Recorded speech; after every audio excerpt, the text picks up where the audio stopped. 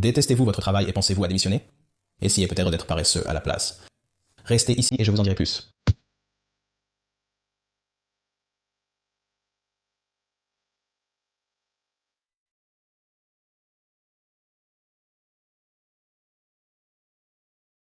Salut tout le monde, c'est Brian de A Life After Layoff et aujourd'hui je veux vous parler d'être paresseux au travail. Vous avez bien entendu. D'accord, donc je sais ce que vous pensez. Suggère-t-il vraiment d'être paresseux au travail?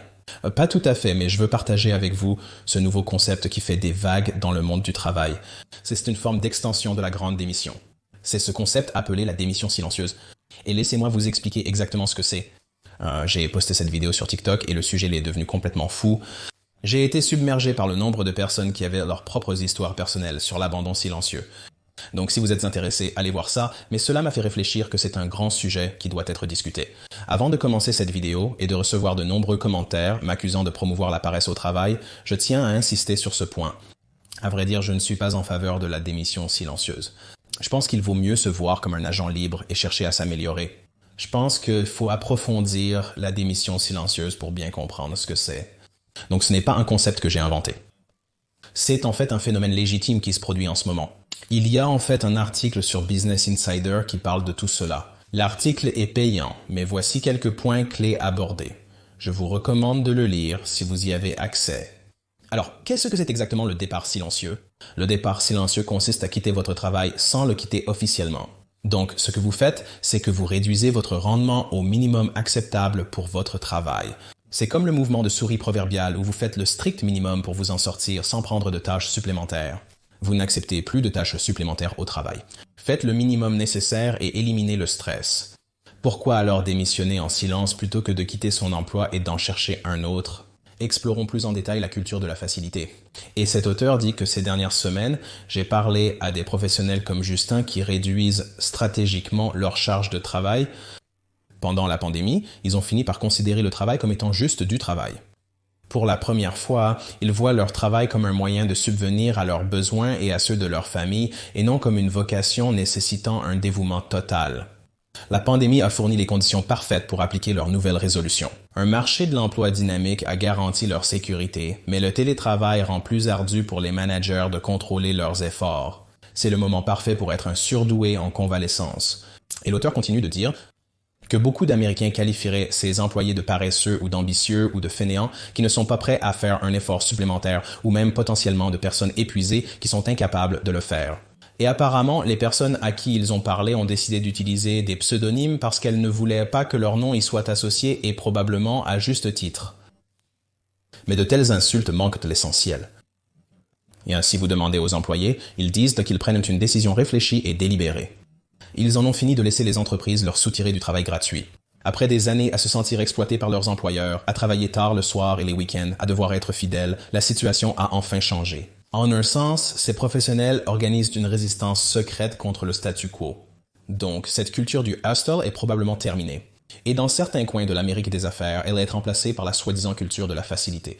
Alors, décomposons cela un peu plus en profondeur. Nous avons ce pendule qui oscille d'avant en arrière sur le marché de l'emploi. Et pendant très longtemps, il était enfoui du côté de l'employeur. Donc, vous aviez des employeurs exigeant toutes ces choses des employés et les utilisant essentiellement comme le terme ressources humaines est probablement le meilleur terme. Ils les utilisent comme des ressources à exploiter afin d'obtenir le maximum de productivité pour le moins d'argent possible. Et je pense que dans le cadre de cette culture du travail, les gens avaient l'impression qu'ils devaient toujours se démener, cette culture du hustle, où pour avancer, il fallait baisser le nez. Mais que vous deviez travailler de longues et dures heures. Vous deviez accepter des tâches supplémentaires qui vous étaient assignées ou vous portez volontaires, même si vous n'en aviez pas la capacité. Vous deviez laisser votre téléphone allumé, même la nuit et le week-end. Vous deviez prendre ces appels téléphoniques pendant les week-ends, même lors des anniversaires de vos enfants. Tout au long de l'histoire, vous aviez ce cycle répétitif qui se produisait où les entreprises commençaient à être économes et devenaient progressivement de plus en plus gonflées au point qu'il y aurait un événement catastrophique qui leur permettrait de réduire leur effectif, généralement par des réductions de force ou des licenciements, puis de se recentrer, devenir beaucoup plus petites et soi-disant plus économes. Et puis le processus recommencerait depuis le début. C'est généralement sur une décennie et il y aurait un événement majeur. Le dernier majeur avant celui-ci était le subprime en 2008 où il y a eu une série de licenciements. Avant cela, c'était le 11 septembre.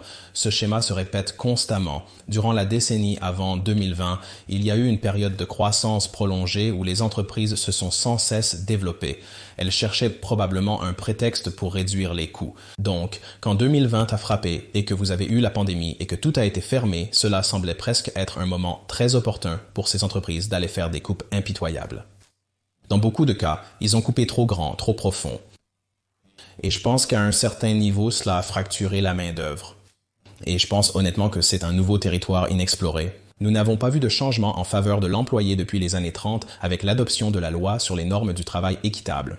Et maintenant, nous sommes sur un marché où ces entreprises qui ont fait ces coupes super profondes avec trop de zèle ont soudainement découvert que le marché a changé de direction et cela s'est retourné contre elles car maintenant la demande est revenue en force. Et ces employés qui ont participé à cette culture du travail acharné jusqu'à présent, qui ont perdu toutes ces années de leur vie qu'ils ne peuvent pas récupérer, travaillant pendant les week-ends et manquant les fêtes d'anniversaire de leurs enfants, ont soudainement ressenti un sentiment profond de trahison et ont vraiment décidé de réévaluer les choses. Et pour moi, honnêtement, c'est une étude très fascinante dans l'histoire du travail.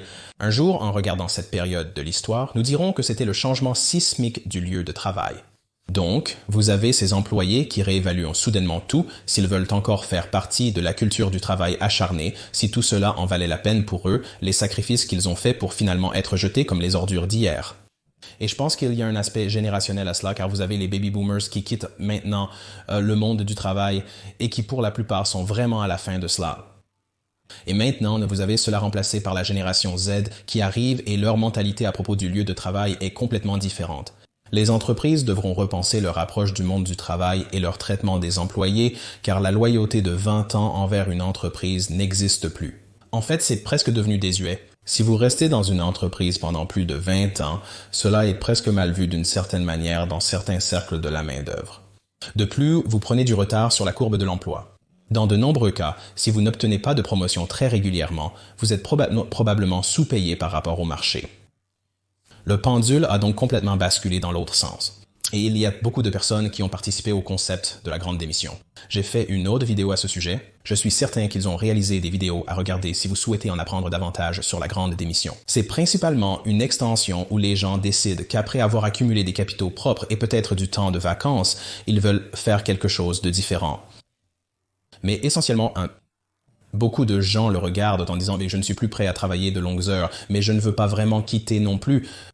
Ils adoptent une mentalité de croisière, se contentant de ralentir. Pendant les licenciements de 2020, lorsqu'ils ont renvoyé tout ce personnel, c'est essentiellement ce qui s'est passé. Et puis, quelques mois plus tard, le travail est revenu en criant. Toutes les personnes qui restaient sur le lieu de travail ont inévitablement dû compenser le manque. Alors, ce qui se passe, c'est qu'ils sont maintenant submergés et ils s'épuisent. Et c'est là que beaucoup de gens quittent le lieu de travail en disant « j'en ai assez de ça ». Et donc maintenant, le pendule revient dans l'autre sens où les gens ne sont plus prêts à être surchargés de tout le travail qu'on attendait d'eux auparavant. Ils ne sont plus prêts à travailler de longues heures difficiles. Ils sont plus prêts à travailler pendant les week-ends. Ils établissent enfin des limites d'emploi dans leur vie. Et je pense que c'est une très bonne chose car pendant trop longtemps, les employeurs qui se comportaient mal s'en sont sortis. Et maintenant, pour la première fois depuis longtemps, les employeurs doivent commencer à réévaluer la façon dont ils traitent leurs employés. Pour être clair, je ne vous suggère pas de quitter votre emploi, de vous relâcher et de devenir paresseux. Ce que je préconise, c'est que vous examiniez attentivement votre situation de travail et si vous n'êtes pas vraiment heureux de ce que vous faites, de la façon dont votre employeur vous traite, de la manière dont vous êtes rémunéré, du nombre d'heures que vous êtes contraint de travailler, vous pouvez le réévaluer à ce stade. Je vous conseille de maintenir votre CV à jour et de préparer soigneusement votre départ. Mais si vous avez l'impression d'être quelqu'un qui a accumulé beaucoup de capitaux propres, que vous avez beaucoup de temps de vacances accumulé, peut-être que vous avez un 401k dans lequel vous avez investi et que vous avez l'impression que peut-être quitter n'est pas la meilleure option pour vous. Certaines personnes choisissent de réduire la quantité de travail qu'elles font et de descendre à un niveau de base où je suppose que vous pourriez dire le minimum acceptable de production qu'elles doivent atteindre pour maintenir leurs emplois. En effet, les employeurs peinent à pourvoir de nombreux postes et préfèrent une production réduite plutôt qu'une absence totale de production. Dans quelques points importants de cet article, il est dit que pendant la pandémie, les employés ont commencé à voir le travail comme tel. Pour la première fois de leur vie, ils ont considéré leur travail comme une source de revenus pour subvenir à leurs besoins et à ceux de leur famille, et non comme une vocation supérieure exigeant leur dévouement absolu. Nous ne nous considérons plus comme vivants pour travailler. Le travail commence à prendre le pas sur la vie. Un autre point clé de l'article est que l'entreprise n'est pas une famille selon les gens. Cependant, poussés par la peur de la pandémie, de nombreux Américains ont abandonné ces attentes et ne supportent plus les heures épuisantes qu'ils acceptaient il y a quelques années. Tout le monde a passé des décennies à se pencher pour ne pas tomber. Beaucoup décident de se pencher en arrière. Si vous vous sentez épuisé au travail et que vous ne voulez plus y consacrer autant d'heures éreintantes, certains choisissent de ralentir pour retrouver un équilibre entre vie professionnelle et personnelle. Que pensez-vous de la culture du laisser-aller? Est-ce seulement composé de personnes paresseuses qui doivent se motiver? Ou est-ce quelque chose de légitime et peut-être même potentiellement quelque chose que vous envisageriez vous-même? Laissez un commentaire ci-dessous pour me faire part de votre situation. Je suis spécialisé dans l'accompagnement des personnes souhaitant changer leur situation professionnelle, mais ne sachant pas par où commencer. Mon site web alifeafterlayoff.com regorge de conseils et d'astuces d'initiés. Je partage aussi mes connaissances les plus profondes et intimes via des formations. Le premier s'appelle Resume Rocket Fuel. Il est conçu pour vous apprendre à rédiger un CV qui vous donnera la meilleure chance d'être remarqué par ces recruteurs pour ce premier entretien. Mais une fois ce premier entretien obtenu, c'est à vous de vous vendre durant le reste du processus de recrutement. C'est là qu'intervient le bootcamp ultime pour les chercheurs d'emploi. Il va vous guider à travers chaque étape de ce processus d'entretien, vous donner des astuces et tout ce dont vous avez besoin pour réussir à décrocher finalement cette offre de rêve.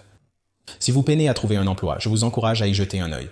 Je propose aussi du coaching privé individuel en nombre limité. Si vous avez besoin d'une aide plus personnalisée, n'hésitez pas à explorer cette option. Vous pouvez trouver des informations sur mon site web.